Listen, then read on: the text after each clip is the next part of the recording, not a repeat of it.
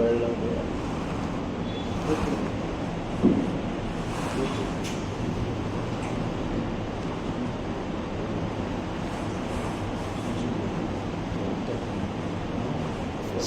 علیکم ورحمۃ اللہ وبرکاتہ. وعلیکم السلام. لقد الحمد للہ الصلاۃ والسلام علیک یا رسول اللہ صلی اللہ تعالی علیہ وسلم. اما بعد فاعوذ باللہ من الشیطان الرجیم. بسم اللہ الرحمن الرحیم.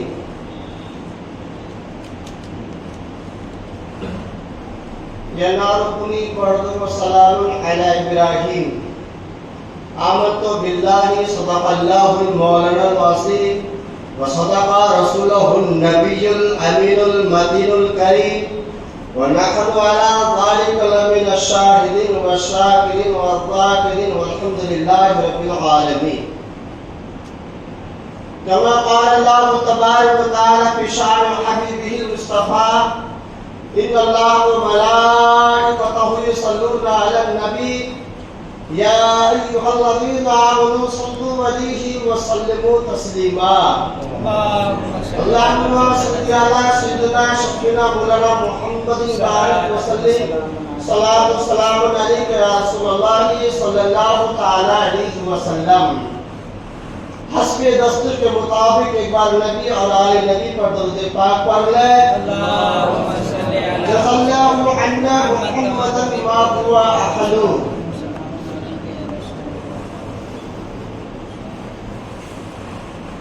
برادران ملت اسلامیہ،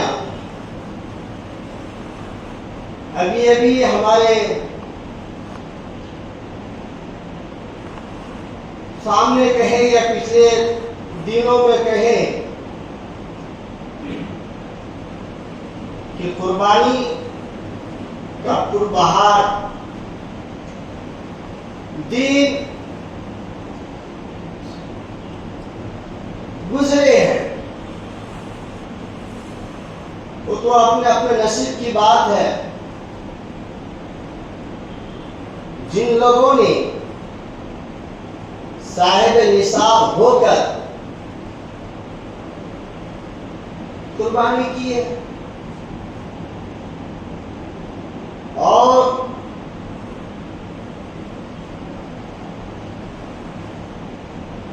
نیکیاں اکٹھا کی ہے، دعا ہے کہ اللہ تعالی ہم سب کو اس سال کی طرح ہر سال قربانی کرنے کی توفیق عطا فرمائے.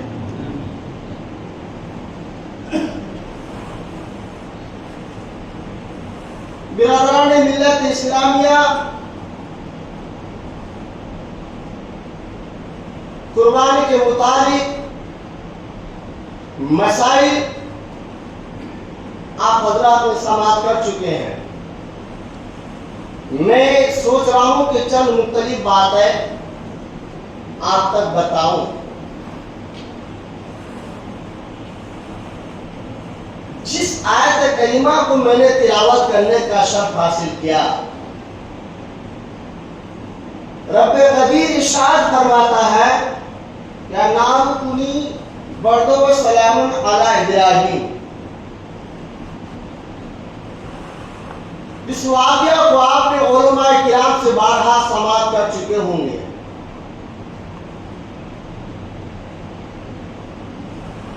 جب نمرود نے جو مقابلہ حضرت ابراہیم علیہ نبینا علیہ السلام سے کیا، میں تفصیل میں جانا نہیں چاہتا ہوں. ضمناً یہ جب آگ سلگائی گئی تھی، جگہ کا نام کیا ہے؟ اب پارہ 17 میں اٹھا کر دیکھیں گے، قرآن پاک میں لفظ آیا، کوسی کا لفظ آیا. اس جگہ پر آگ سلگائی گئی تھی.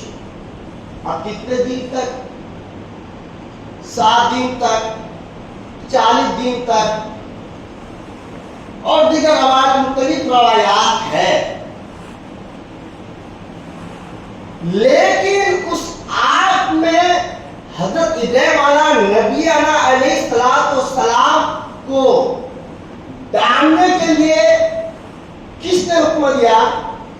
نمرود نے، اور کس طرح سے ڈالا جائے کسی کو یہ پتا نہیں، کسی کو یہ خبر نہیں۔ ایک شخص کا نام ہے جس کا نام جو اس میں مختلف روایات ہے، ہیزن نام ہے۔ انہوں نے یہ حکم دیا تھا کہ منجنیق میں ڈال کر کے آگ میں پھینکا جائے، اور ہیزن نے یہی طریقہ بتایا اور حکم دیا، لیکن جس نے بتایا تھا ان کا کیا حال ہوا؟ اللہ پاک نے اس کو زمین میں دھسا دیا اور قیامت تک دھستا ہی رہے گا۔ کیا نام تھا؟ ہیزن۔ نام سے مختلف روایات الگ الگ نام ہے، مگر یہ 2-3 روایات میں یہ نام ہے۔ اب سنیے، جب حضرت ابراہیم نبی علیہ السلام کو آگ میں ڈالا گیا، چاہے 7 دن تک رہے، چاہے 20 دن تک رہے، چاہے 40 دن تک رہے، لیکن حضرت ابراہیم نبی علیہ السلام کا ایک بال بھی بیٹا نہیں ہوا، یعنی بال تک پیر کے ناخن تک پورے جسم صحیح سلامت ہے۔ وجہ پھینکنے سے پہلے، یعنی آگ میں ڈالنے سے پہلے اللہ نے حضرت جبریل علیہ السلام کو حکم دیا کہ اے جبریل، تمام انبیاء حضور صلی اللہ علیہ وسلم کے مقام کے بعد اگر کسی اور نبی کا مقام ہے تو حضرت ابراہیم علیہ السلام کا ہے، یاد رکھیے گا۔ اللہ نے جبریل کو حکم دیا ہے، جبریل حضرت ابراہیم علیہ السلام کو آگ میں ڈالے جا رہے، اس سے پہلے جنت میں جا اور قمیص کا نام حریر ہے، اس قمیص کو لے کے آ، اس کو پہنا دے، اور پہنا دیا گیا اور آگ میں ڈالا گیا۔ آگ بھڑکتی رہی، سلگتی رہی، روایات میں بات آتی ہے کہ آگ اتنی سلگتی رہی کہ کوئی پرندہ اس کو اوپر سے جا نہیں سکتی ہے۔ یہ روایت میں یہ بھی بات آئی ہے، اتنی آگ بھڑک سلگتی رہی کہ ملک شام دکھائی دینے لگا۔ اللہ اکبر کبیرہ۔ لیکن سنیے، نمرود نے سوچا، ان کے چاہنے والوں نے خیال کیا، ان کے ماننے والوں نے دلوں میں خیال کیا، اب تو ماشاءاللہ جل کے خاکستر ہو گیا ہوگا، جل کے راکھ ہو گیا ہوگا۔ لیکن نمرود کی بیٹی ہے، اس کی بیٹی کہتی ہے، ابا جان، جس پیغمبر کو آگ میں پھینک ڈالے ہیں، جس پیغمبر اسلام کو آگ میں ڈال چکے ہیں، میں دیکھنا چاہتی ہوں کیا وہ سلامت ہے یا پھر جل کے راکھ ہو چکا ہے۔ اللہ اکبر کبیرہ۔ نمرود کہتا ہے، بیٹا بیٹی کیا کہتی ہو؟ جس کو بھی آگ میں ڈالا جائے وہ تو آگ کا کام ہے جلانا، جل کر راکھ ہو جائے گا، جل کر خاکستر ہو جائے گا۔ پھر بھی نمرود کی بیٹی کہتی ہے، ابا جان، مجھے آپ کی اجازت دے، میں دیکھنا چاہتی ہوں۔ اللہ اکبر کبیرہ۔ نمرود کی بیٹی جیسے اس آگ کے قریب گئی ہے تو اپنی آنکھوں سے کیا دیکھتے ہیں کہ حضرت پیغمبر اسلام، حضرت ابراہیم نبی علیہ السلام اس آگ میں جو سمجھ لیجیے بہترین کرسی پر، بہترین انداز کے ساتھ، صحیح سلامت کے ساتھ، جو چاروں طرف گلاب کے پھول نظر آتے ہیں، آپ تشریف فرما ہے، آپ تشریف فرما ہے۔ دیکھ کے حیرت میں پڑ گئی کہ آپ کو جلائے نہیں، آپ کو کچھ نہیں ہوا؟ تو حضرت ابراہیم نبی علیہ السلام فرماتے ہیں، اے نمرود کے بیٹے سنو، یہ دنیا کی آگ تو کیا، جو اسلام قبول کر لے، جو ایمان لے کر آئے، جو میرا کلمہ پڑھ لے، دنیا کی آگ تو کیا، جہنم کی آگ بھی جلا نہ پائے گی۔ اور نمرود کی اب آپ کا کام ہے جلانا، کیوں نہیں جلائے؟ کیونکہ بحکم الہی جبریل علیہ السلام نے جنت سے وہ قمیص کا نام جو حریر ہے اس کو پہنا دیا گیا، جس کی وجہ سے آپ صحیح سلامت ہیں، یا یوں سمجھے کہ آپ کے جسم مبارک میں جسد نوری، یعنی کہ آقا کریم صلی اللہ علیہ وسلم کا نور مبارک آپ کے پیشانی پر جلوہ رہے تھے، یہ روایت ہے۔ لیکن آپ سنیے کیوں ڈالے، وجہ کیا؟ جب نمرودوں نے ان کو دعوت دی میلے میں جانے کی، تو دعوت قبول کرنے کے بجائے ان کے شرم کھانے میں روایات کے مطابق حسن عرفان اٹھا کر دیکھیے 73 مورتیاں تھی۔ ان مورتیوں میں سے کچھ مورتیاں سونے کی تھی، کچھ مورتیاں چاندی کی تھی، کچھ مورتیاں لوہے کی، کچھ مورتیاں تانبے کی۔ لیکن پیغمبر اسلام حضرت ابراہیم علیہ السلام 72 مورتیاں کو توڑ کر چکنا چور کر دیا۔ ایک بڑی مورتی تھی جن کی آنکھیں یاقوت کی تھی اور رات میں ان آنکھوں سے روشنی نکلتی تھی، جو کلہاڑی ان کے گلے پر لٹکا دیا تھا، جس کی وجہ سے یہ کارنامے ہوئے۔ الحمدللہ ہر کو ہمیشہ ہر وقت کامیابی ہوتی ہے، کامیابی ملتی ہے، اس لیے ہم ہر حال پر حق پر نہیں، حق بولے، حق بات کہے، ہر کام پر انجام دے۔ اور میں مختصر یہ بتاؤں، یہ جو حضرت اسماعیل نبی علیہ السلام کی جگہ پر جس دمبے کو ذبح کیا گیا تھا، وہ دمبا کہاں سے لایا گیا اور وہاں کیسے گیا؟ آپ اس کو مختصر طور پر سماعت کیجیے، کیونکہ تقریریں بہت سنتے ہیں، کیونکہ ہمیں کچھ باتیں معلومات کرنا ہمیں آپ کو ضروری ہے۔ مختصر طور پر بتاؤں، حضرت آدم علیہ السلام کی جائزہ محترمہ ہم سب کی ماں حضرت حوا رضی اللہ تعالی عنہا،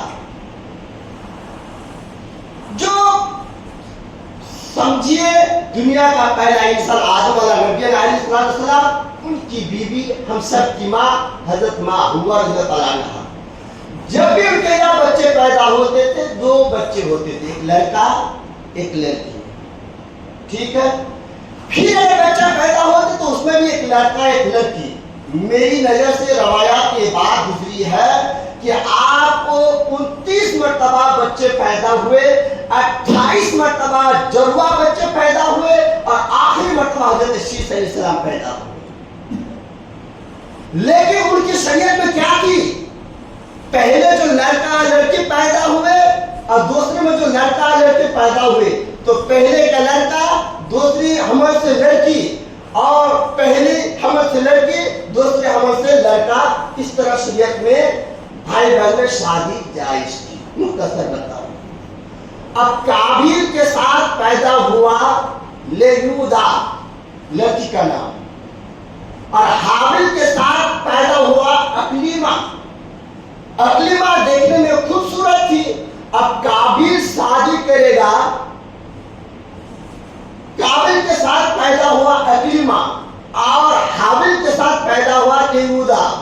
اب حابل شادی کرے گا اقلیمہ کو اور قابل شادی کرے گا لیہودا، لیکن قابل ماننے کو تیار نہیں، کیونکہ قابل کے ساتھ اقلیمہ پیدا کہا میرے ساتھ پیدا میں اسی کو شادی کروں گا، کہ دیکھنے میں خوبصورت تھی۔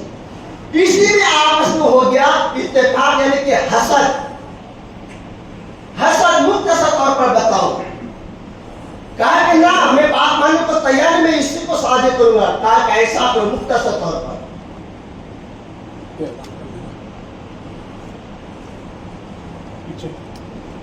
ان سے لے لیجیے. مختصر طور پر بات ہے، میں آپ کو بتاتا چلوں کہ ایسا کرو، نیاز پیش کرو اور جس کی نیاز قبول ہو جائے وہ اپنی ماں کو شادی کرے گا. مختصر طور پر حابیل نے بھی قابل جو ہے گندم گیہوں پیش کیا اور حابیل جو ہے بکری پیش کی. اور اس وقت علامت یہ تھی، قبولیت کی کہ آسمان میں اٹھا دیا جائے یا زمین پر رکھ دیا جائے، آسمان سے آگ آئے گی اور اس کو کھینچ کے لے کے جائے گی. جس کی نیاز کو کھینچ کے لے کے جائے اس کی نیاز قبول ہے. حابیل نے بھی نیاز رکھی، قابل نے بھی نیاز رکھی. ایسا ہوا حابیل کی نیاز قبول ہو گئی اور قابل کی نیاز قبول نہیں ہوئی. اب کا حابیل شادی کرے گا اکیلی ماں. شریعت میں تو پہلے سے یہ جواز تھی لیکن قابل ماننے کو تیار نہیں. المختصر اسی مابین میں بھائی میں ٹوٹ پھوٹ ہو گیا، ناراض ہو گیا، حسد بغض اناد کرنے لگے اور قابل نے اپنے بھائی کو پتھر سے دل مارا اور بھائی کا انتقال ہو گیا. اور اپنے بھائی کی لاش کو جو ہے یہ بورا میں ڈال کر کے 3 دن تک گھومتا پھرتا رہا. بھائی کی لاش کو کیا کروں کیا نہیں کروں. اللہ تعالیٰ نے کوا کو بھیجا تو کوا آپس میں لڑائی کی اور ایک مر گیا. پھر کوا نے زمین کو کوڑے کر کے جو ہے اس کو دفنا دیا اور قابل نے اپنی آنکھوں سے دیکھا. پھر اسی طرح اپنے بھائی کی لاش کو زمین میں دفنایا. پہلی لاش تھی، پہلی میت تھی اور قبر کی شروعات. یہی نیاز جنت میں مل کے زار میں جو دنبا سمجھے دنبا، روایات کے مطابق 40 سال تک دنبا پڑ رہا تھا. ایک روایات کے مطابق 40,000 سال تک دنبا پڑ رہا تھا. ایک روایات کے مطابق جو ہے 80,000 سال تک پڑ رہا تھا. اور حضرت ابراہیم علیہ السلام نے اپنے بیٹے جگر کو جب قربانی کرنے کے لیے چھری چلائی گئی مگر ایک ذرہ برابر آگ نہیں آئے. ان کے چمڑے کا ایک بال بڑھنے میں نوچ نہیں آیا. اب ہے تعجب میں کرنے لگے، یا اللہ کیا وجہ ہے یہ تیزدار چھری ہونے کے باوجود کاٹتی کیوں نہیں؟ جب تو چھری کا کام ہے کاٹنے کی اور چھری سے بھی کہنے لگا تو چھری وجستہ کہتی ہے اے ابراہیم علیہ السلام تم کہتے ہو کاٹو ہو، مگر کا حکم کہ مت کاٹو. ابراہیم السلام کہتے ہیں کہ تمہارا کام ہے کاٹنے کا، کیوں نہیں کاٹتی ہو؟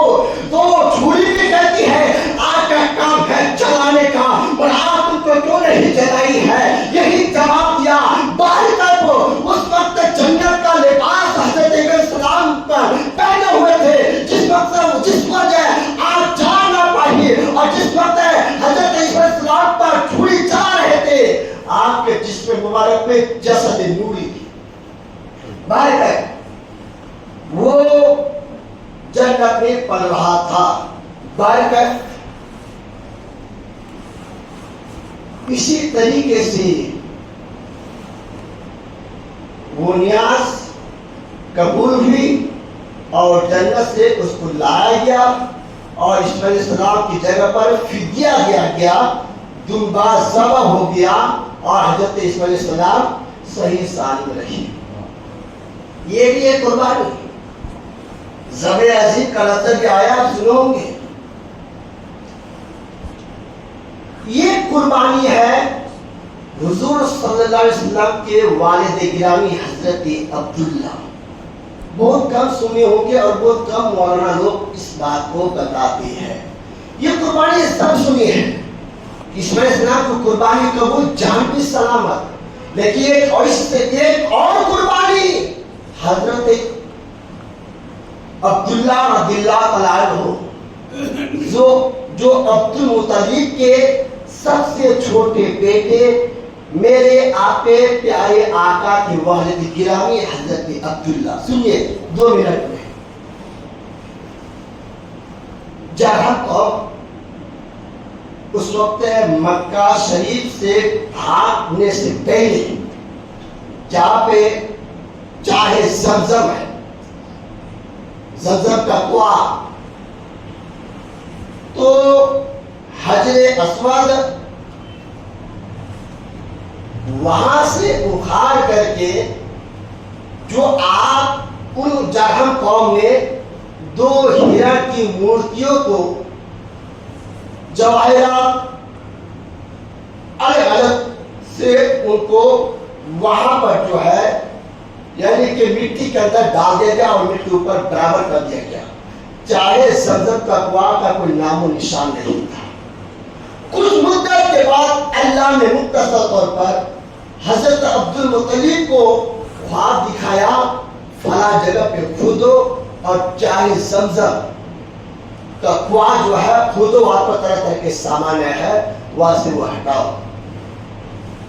جب کھودنے گئے تو ان لوگوں نے منع کر دیا، کیونکہ اس میں دو مورتیاں تھیں، ایک نائلہ ایک سافلہ، کچھ ایسا نام تھا، منع کر دیا، لڑنے کو تیار ہو گئے، مگر پھر بھی حضرت عبد المطلب کے ساتھ ان کے بیٹے ایک حارث تھا، ماننے کو تیار نہیں، کھودتے کھودتے دل میں خیال کا تنہائی میں اگر یہاں سے پانی نکل آئے اور اللہ تعالیٰ مجھے 10 لڑکے عطا فرمائے تو ایک لڑکا کو اللہ کی راہ میں قربان کر دوں گا۔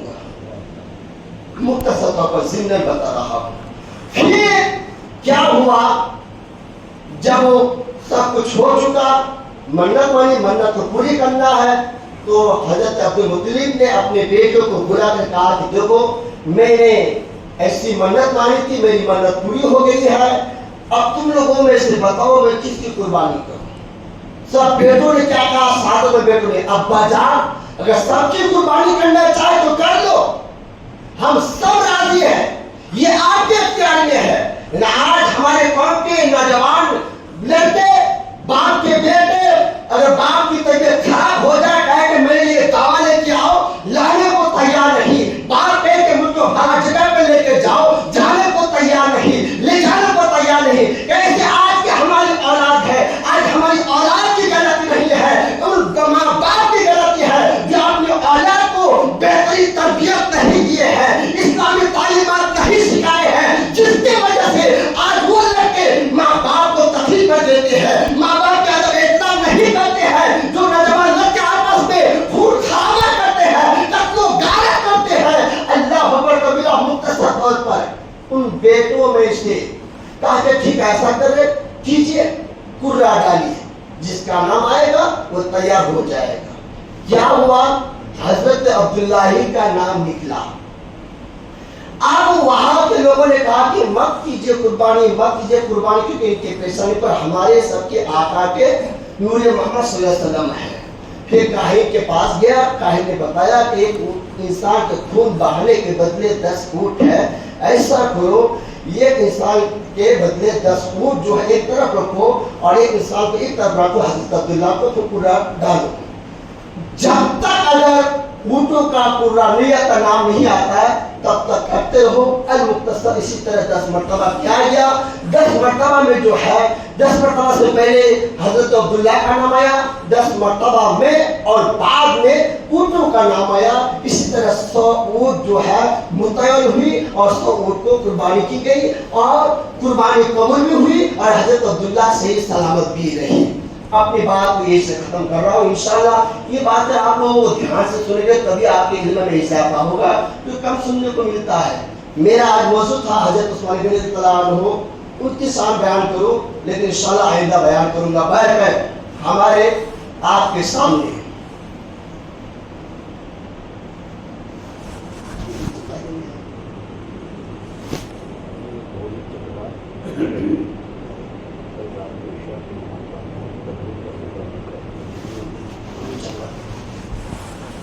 برادران ملت اسلامیہ، ہمارے آپ کے سامنے 2 شخصیت، 2 حضرات، 2 مولانا صاحب چندے کے سلسلے میں تشریف لائے ہیں۔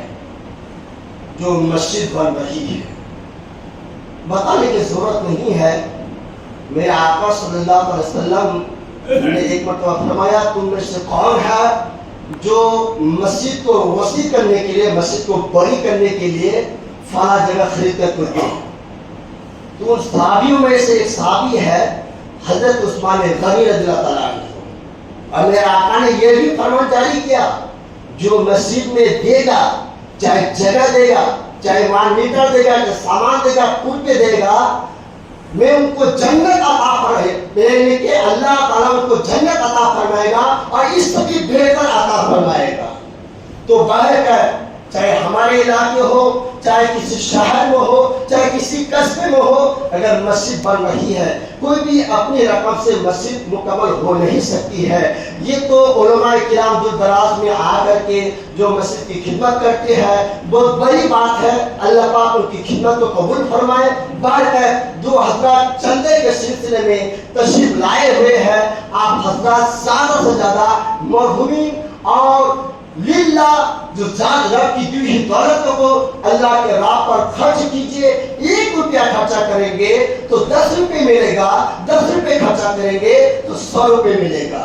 इसलिए जो हजरत चंदे के सिलसिले में बाहर से आए हुए उनका ख्याल रखें। और दूसरी बात, चकला होली चकला में एक बेहतरीन तकरीर का प्रोग्राम है कल रात में बाद नमाज ईशा। इसलिए मैं आपको भी बात बता दूं, सहाबाए किराम एक हदीस पाक सुनने के लिए जो है ना 3-3 महीने का सफर किया करते थे घोड़े पर। ये तो अल्लाह का करम है। अगर कमेटी हजरत उलमा किराम को बुला करके आप लोगों की इस्लाह ला रही है तो ये अच्छी बात है, जाना चाहिए। हर उलमा किराम जो सुन्नी है उनकी बातों को सुनकर अपने इल्म में इजाफा करे, उसमें अमल करे। बढ़कर कल जो है बेहतरीन प्रोग्राम है तकरीर का, आप हजरत बाद नमाज ईशा उस प्रोग्राम में शिरकत फरमाकर सवाब दारन हासिल करें। वो मा अलैना इल्लल बला अस्तगफिरुल्लाह अल्लज़ी ला इलाहा इल्ला हुवल हय्युल क़य्यूम व तूब अलैहि ला इलाहा इल्लल्लाह मुहम्मद रसूलुल्लाह सल्लल्लाहु अलैहि वसल्लम। जो हजरत अब तक सुन्नत नहीं पढ़े हैं वो सुन्नत अदा कर ले।